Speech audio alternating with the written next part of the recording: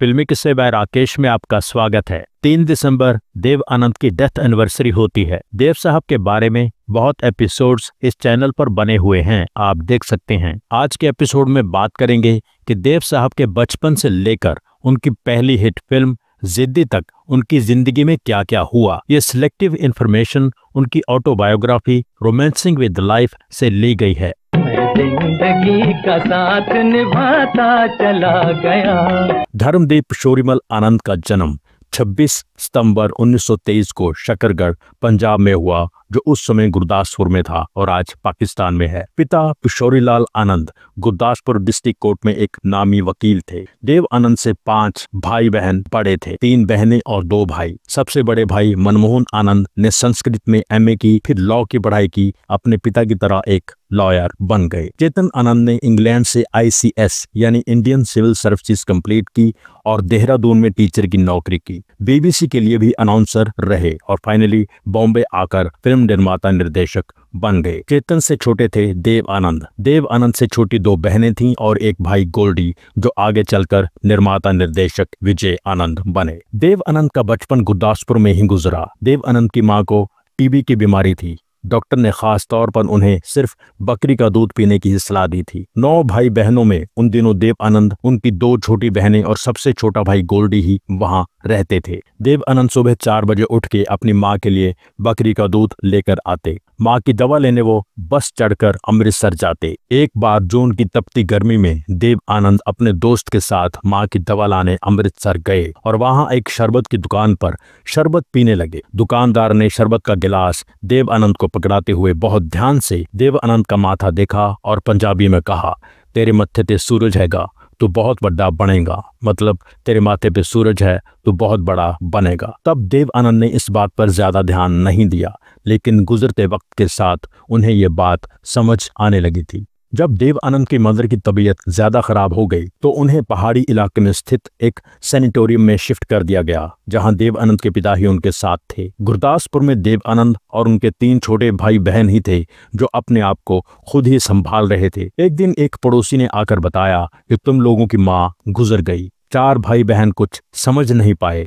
एक दूसरे के गले लगकर रोने लगे। समय गुजरा। देव आनंद ने लाहौर से BA ऑनर्स इन इंग्लिश की डिग्री हासिल की। आगे की पढ़ाई के लिए वो भी चेतन आनंद की तरह लंदन जाना चाहते थे, लेकिन तब उनके पिता की माली हालत ज्यादा अच्छी नहीं थी। उनके पिता ने देव आनंद को नौकरी करने की सलाह दी। देव आनंद नेवी ज्वाइन करना चाहते थे, लेकिन बात नहीं बनी। 30 रुपए और कुछ सामान लेकर देव आनंद नौकरी की तलाश में फ्रंटियर मेल ट्रेन से बॉम्बे के लिए निकल पड़े। उन दिनों बड़े भाई चेतन आनंद देहरादून में पढ़ाते थे और कुछ दिनों के लिए बॉम्बे आए हुए थे। चेतन आनंद ने ही देव आनंद को बॉम्बे सेंट्रल स्टेशन पर जाकर रिसीव किया। चेतन आनंद का कोई पुराना दोस्त उन दिनों बॉम्बे कस्टम्स में एक बड़ा अफसर था और उसने कहा था कि तुम दोनों भाई कुछ दिन मेरे साथ ही रहना। चेतन और देव आनंद उसके घर चले गए, जो बिल्डिंग की 3री मंजिल पर था। हर रात वो वहां जमीन पर गद्दे बिछाकर सोते थे। इंग्लिश नॉवलिस्ट राजा राव चेतन आनंद के दोस्त थे, जो पास ही एक बिल्डिंग में रहते थे। देहरादून वापस जाने से पहले चेतन आनंद ने देव आनंद के रहने का इंतजाम राजा राव के घर में कर दिया।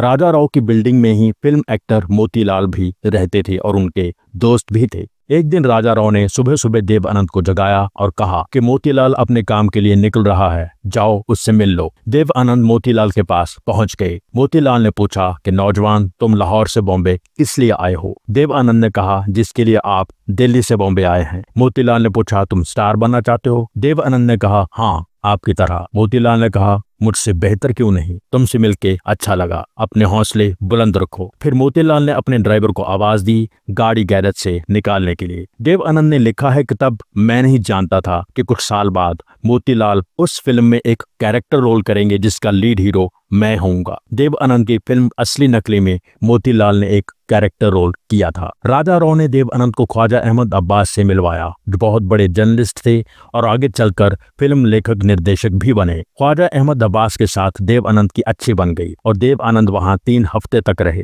फिर सोचा, कब तक मैं अब्बास साहब पर बोझ बनूंगा। देव आनंद ने अब्बास साहब से कहा कि मैं अपने किसी दोस्त के पास शिफ्ट हो रहा हूँ। ख्वाजा अहमद अब्बास ने दोस्त का नाम पूछा, जगह पूछी, तो देव आनंद ने बातों बातों में टाल दिया और वहां से अपना अटैची उठाकर चल पड़े। बस से उतरे तो भूख सताने लगी। सामने नींबू पानी वाले, केले के ठेले वाले और भी खाने पीने की चीजें थीं, लेकिन जेब में पैसा कोई नहीं था। फिर देव आनंद का ध्यान गया कि सामने ही एक स्टैंप बेचने वाला बैठा है। कई सालों से देव आनंद के पास अपनी एक एल्बम थी जिसमें उन्होंने बहुत ही रेयर स्टैंप कलेक्शन करके संभाल कर रखी थी। थोड़ा बार्गेन करने के बाद दुखी मन से देव आनंद ने वो एल्बम 30 रुपए में बेच दी। पेट पूजा करने के बाद देव आनंद को लगने लगा कि ख्वाजा अहमद अब्बास से झूठ बोलकर उन्होंने अच्छा नहीं किया। कुछ दिन और वहां रह लेना चाहिए था, क्योंकि अब रात गुजारने के लिए सर पर कोई छत नहीं थी। अपने ख्यालों में उलझे देव आनंद को किसी ने पुकारा। देखा तो पता चला देव आनंद का पुराना पंजाबी दोस्त तारा उन्हें पुकार रहा था। दोनों गले मिले। तारा नौकरी की तलाश में बॉम्बे आया था।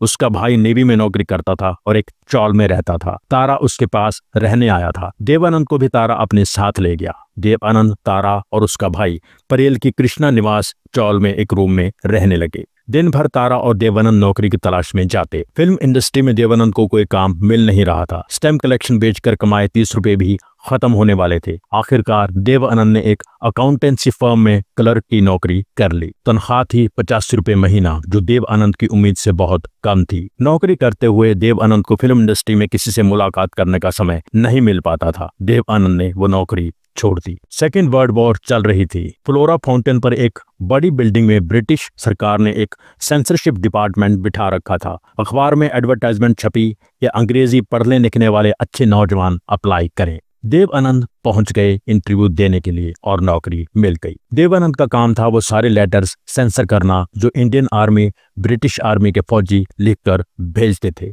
लेटर ऑफिशियल हो या पर्सनल हो, देवानंद को पढ़ना ही होता था। उन्हीं दिनों चेतन आनंद डून की नौकरी छोड़कर अपनी बीवी और एक बच्चे को लेकर बॉम्बे आ गए। कुछ समय वो भी देवानंद के साथ कृष्णा निवास चौल में ही रहे। फिर चेतन आनंद ने बांद्रा में रेंट पर एक बंगलो ले लिया। देवानंद भी वहीं शिफ्ट हो गए। 1945 में वॉर खत्म हो गई। देश बेरोजगारी से जूझ रहा था। हर तरह के कलाकार, actor, writer, singer, musician, creative लोग चेतन आनंद के पास बंगलों में आते और महफिल जमाते, अपने अपने आइडियाज शेयर करते। ऐसे में 165 रुपए महीना कमाने वाले देवानंद उनमें से कई लोगों से ज्यादा दौलतमंद थे और बहुत जनों के पैसे से मदद भी करते थे। उस ग्रुप में चेतन आनंद और बलराज साहनी की बहुत रिस्पेक्ट थी। दोनों इंग्लैंड से लौटे थे। दोनों बीबीसी पर अनाउंसर रहे थे। चेतन आनंद अपनी फिल्म नीचा नगर प्लान कर रहे थे और ख्वाजा अहमद अब्बास अपनी फिल्म धरती के लाल प्लान कर रहे थे। दोनों को देवानंद का ख्याल भी नहीं आया, लेकिन देवानंद ने इस बात की परवाह नहीं की। एक बार वो high ranking Indian army officer का खत पढ़ रहे थे। ऑफिसर ने वो खत अपनी पत्नी को लिखा था। उसमें एक लाइन थी, काश मैं अपनी नौकरी छोड़कर अभी तुम्हारी बाहों में आ जाऊं। देवानंद का ध्यान नौकरी छोड़ दूं वाली बात पर अटक गया और उन्होंने आनंद फानन अपनी नौकरी छोड़ दी। अब देव आनंद आजाद थे अपने सपनों को सच करने के लिए। ट्रेन में उन्हें एक दोस्त मिल गया, मुसरेकर, जो गायक बनना चाहता था, और देवानंद से तब जान पहचान हुई थी जब देव एक जगह वोकल म्यूजिक सीखने जाते थे। मुसरेकर ने बताया कि प्रभात स्टूडियो को अपनी नई फिल्म के लिए नए हीरो की तलाश है। उसके मालिक बाबू राव पई से जाकर मिलो। अगली सुबह देव प्रभात फिल्म्स के ऑफिस पहुंच गए, लेकिन दरबान ने अंदर नहीं जाने दिया। बाबू राव पई जब आए और देवानंद पर नजर डाली और दरबान से कहा कि इस नौजवान को अंदर भेजो। बाबू राव पई को देवानंद पसंद आ गए, लेकिन वो चाहते थे कि एक बार फिल्म का डायरेक्टर P.L. संतोषी भी देव आनंद को देख ले। अगले दिन P.L. संतोषी से देव आनंद की मुलाकात करवाई गई। उसने ऑडिशन के लिए पूना बुला लिया और देवानंद को डेक्कन क्वीन की टिकट भी दे दी गई। इस तरह देवानंद बड़े पर्दे के हीरो बन गए। फिल्म थी हम एक हैं, जो 1946 में रिलीज हुई और फ्लॉप हो गई। देव आनंद निराश हो गए। हर फिक्र को धुएं में उड़ाता चला गया। देव आनंद को उनकी पहली हिट फिल्म जिद्दी कैसे मिली, उस बारे में एपिसोड बना हुआ है, आप देख सकते हैं। आगे उनका करियर कहां तक पहुंचा आप सब जानते हैं। 3 दिसंबर 2011 देव साहब इस दुनिया को अलविदा कह गए। 2023 में देव साहब के जन्म को 100 साल हो जाते, इसलिए 2023 में देव साहब को याद करते हुए उनकी 4 एवरग्रीन फिल्में सिनेमाघरों में दिखाई गईं। ऑडियंस का रिस्पांस बहुत अच्छा रहा। उन फिल्मों की कुछ झलक देख लेते हैं। वो फिल्में थीं 1956 की CID,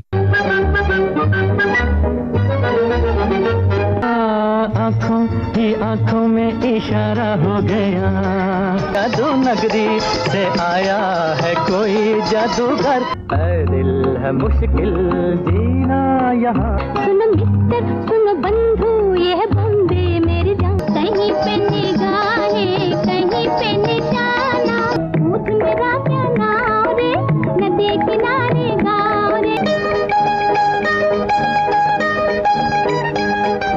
देव Anand, Shakila, Waheeda Rehman, KN. Singh, Johnny Walker, Mehmood. Screenplay dialogues Inder Raj Anand. गीतकार मजरू सुल्तानपुरी, संगीतकार ओ.पी. नैयर, निर्माता गुरुदत्त, निर्देशक राज खोसला।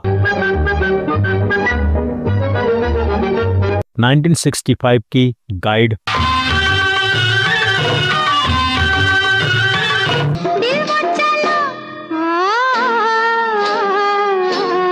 कहीं बीते ना ये रातें, कहीं बीते ना ये दिन, रातों से लेना लागे रे, मुसाफिर जाएगा कहाँ।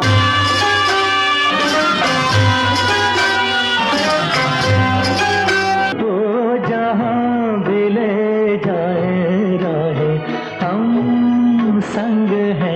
दिन ढल जाए हर रात न जाए, मुझसे छल तेरा तेरे प्यार में आज फिर जीने की तमन्ना है।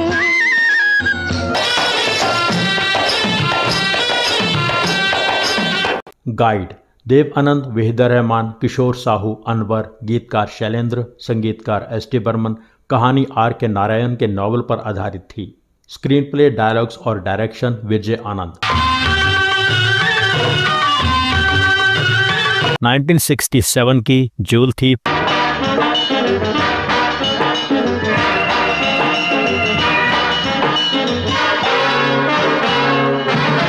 ये दिल न होता बेचारा,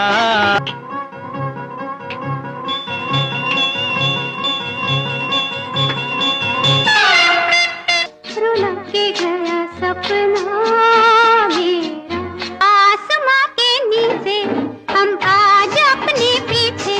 रात अकेली है, तुम आज मेरे लिए रुक जाओ, रुत भी है फुर्सत भी है, बैठे हैं क्या उसके पास।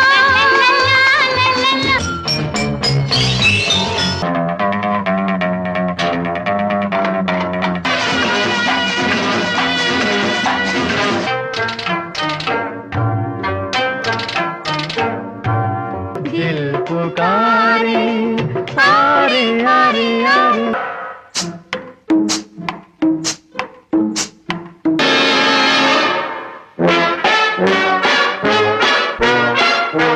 होठों में ऐसी बात, होठों में ऐसी बात मैं दबा के चली आई।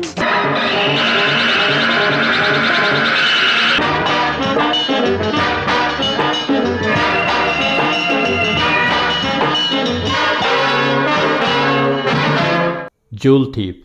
देव आनंद, वैजंतीमाला, अशोक कुमार, नज़ीर हुसैन, सपरू, तनुजा, हेलन, फरयाल, अंजू महेंद्रू। गीतकार मजरू सुल्तानपुरी। एक गाना शैलेंद्र का था, रुला के गया सपना मेरा। वो इस दुनिया को अलविदा कह गए थे, इसलिए बाकी गाने मजरू सुल्तानपुरी ने लिखे। संगीतकार ST. Burman. Story KA. Narayan. Screenplay, dialogues, direction Vijay Anand. 1970 की जॉनी मेरा नाम।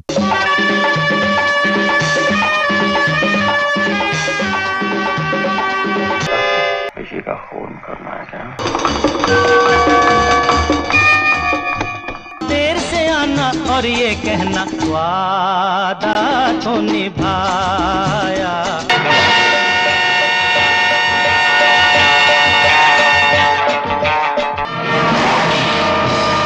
हुस्न के आँखों रंग, चाहत के सितारों से धरती की मांग भर दूं। गोविंद बोलो, हरि गोपाल बोलो, छुप छुप मीरा रोए, दर्द न जाने कोई। पल भर के लिए कोई हमें प्यार कर ले। हमें कानून अपने हाथ में नहीं लेना। अंकल, कानून तो अपने हाथ में है ही, उसे और सख्ती से अपने हाथ में लेना है। तुम कैसे जान सकते थे कि खानदानी रईस की फितरत क्या होती है, कि रुपया उड़ाने की चीज है। ओ बाबुल प्यारे मैंने राई के बराबर धोखा खाया था, तुमने पहाड़ के बराबर धोखा खा लिया। जॉनी खुफिया पुलिस का आदमी है। क्या बकते हो?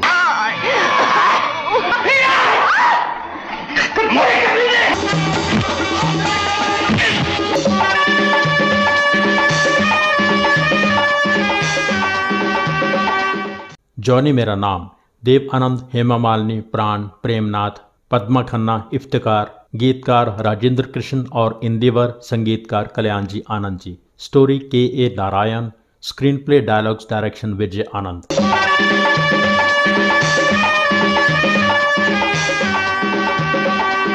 इसके साथ ही देव साहब के बारे में यह खास एपिसोड यहाँ पूरा होता है। एपिसोड के बारे में अपनी राय जरूर लिखें। Thank you so much. जिन दोस्तों ने चैनल सब्सक्राइब नहीं किया है प्लीज सब्सक्राइब कर लीजिए। सब्सक्राइब करके बेल आइकन में ऑल पर क्लिक कीजिए।